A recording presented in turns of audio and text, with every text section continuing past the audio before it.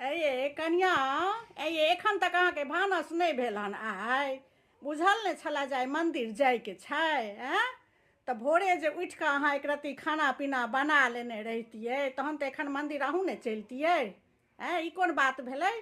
ननद आयल हन तऽ ननदके संगे कनि घुमबै टहलबै नहि कहू तऽ। मंदिर आइ लऽ कऽ घुमाबैके छै ने दाइके। राइते ने सबगोटा विचार केने रहियै जे काल्हि खुना घुमै लए लऽ जेबै दाइके। तऽ ये तऽ अहाँ जे भानस अखन तक नहीं केलिए हन से केना कऽ मंदिर पर से एतै तऽ लोक की खेतै अहीं कहियौ तऽ। की खेतै हम तऽ बाहरके नहीं किछु खाइ छी तऽ भानस जे नहीं कयल रहतै तऽ केना हेतै अहीं कहियौ की खाइ जेतै सब।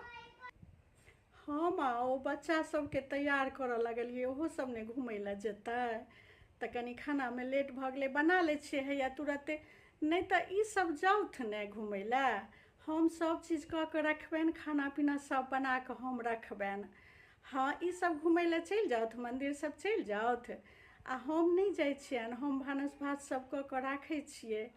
हाँ बच्चा सबके तैयार करैमे कनि देरी भऽ गेलै माँ तैं कहै छियनि जे इएह सब चलि जाथुन आ घुमि कऽ आबथुन। ठीके कहै छथिन ई तऽ बाहरके नहीं किछु खाइ छथिन तऽ भानस तऽ कऽ के रखबनि ने सब गोटा ले भानस कऽ लै छियनि ताहि दुआरे इएह चलि जाउथ हम नहीं जाइ छी हम भानस सब कऽ के राखै छियनि।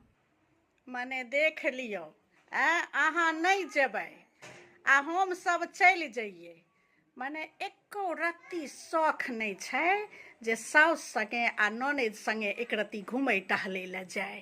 ये अहाँके घरमे असगर बड्ड मोन लगैया जे असगर अहाँके घरमे एते मोन लगैया जे अहाँ कहै छियै हम नहीं जायब। ई कोन बात भेलै जे हमर बेटी एलै हन अहाँ बेटी संगे एक रत्ती घुमै टहलै लए चलतियै तऽ अहाँ कहै छियै हम घरेमे रहब।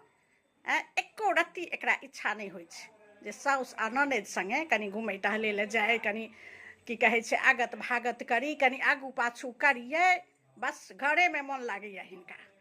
खाली भानस करैके एगो बहाना घरेमे रहब के बहाना ढूंढैत रहब कहलकै ने।